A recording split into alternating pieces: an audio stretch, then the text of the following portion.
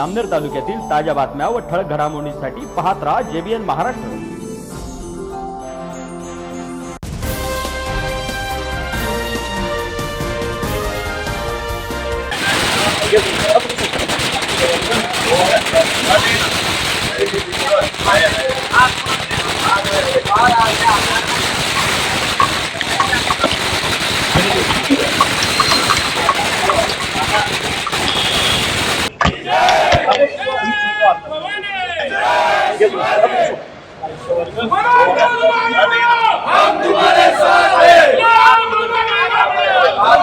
काय सांगणार आपल्या विरोधातले जे अपक्ष उमेदवार होते त्यांचे अर्ज छाननीमध्ये बाद झालेले आहे आणि आपली जवळपास बिनविरोध निवड झालेली आहे, फक्त औपचारिक ती घोषणा बाकी आहे।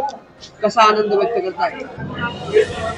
येत्या 15 जानेवारी रोजी जळगाव महानगरपालिकेची निवडणूक होऊ घातलेली आहे आणि या निवडणुकीसाठी भारतीय जनता पक्षातर्फे मला सन्माननीय मुख्यमंत्री देवेंद्र भाऊ फडणवीस, त्याचप्रमाणे आमचे जलसंपदा मंत्री गिरीश भाऊ महाजन, आमचे लाडके लोकप्रिय आमदार राजूमामा भोळे, जिल्ह्याचे अध्यक्ष शहराचे दीपक भाऊ सूर्यवंशी, आमचे निवडणूक प्रभारी मंगेशदादा चव्हाण, स्मिताताई वाघ खासदार, तसेच लक्षाताई खडसे, अमोलदादा जावळे यांच्या सूचनेनुसार मला उमेदवारी दिलेली होती आणि आज ही निवडणूक म्हणजे मी बिनविरोध निवड झालेली आहे।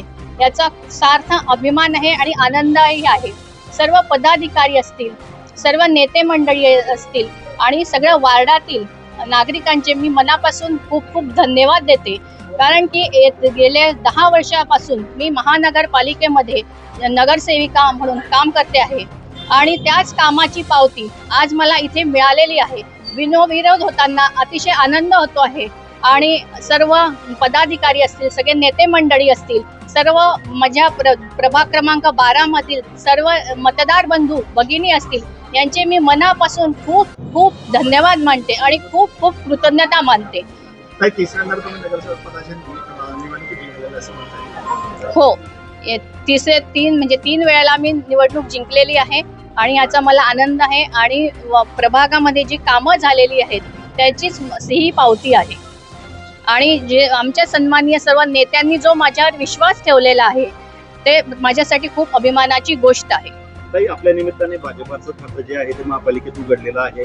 आगामी काळात भाजपाला किती जागा मिळतील किंवा महायुतीला किती जागा मिळतील, काय विश्वास आहे विजयाचा?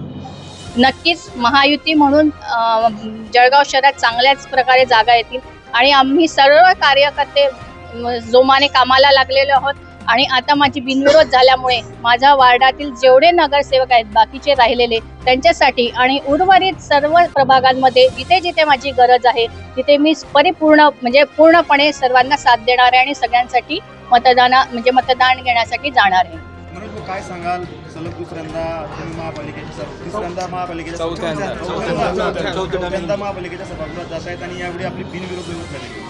आमचे नेते एकनाथरावजी शिंदे साहेब, उपमुख्यमंत्री महाराष्ट्राचे, आपल्या जिल्ह्याचे लाडके पालकमंत्री भाऊसाहेब गुलाबराव पाटील साहेब आणि सर्व युतीचे सर्व पदाधिकारी असतील, दुसरे आपले नेते गिरीश भाऊ महाजन असतील, आपल्या शहराचे आमदार राजूमामा भोळे असतील, यांच्या सर्वांच्या आशीर्वादामुळे आज बिनविरोध झालो आहे आणि माझे सर्वात महत्त्वाचे माझे गुरुवर्य शांभाऊ कोकटा यांच्या आशीर्वादामुळे मी नगरसेवक झालो आहे। राहुल लोखंडे म्हणून तो अपक्ष होता, एकच।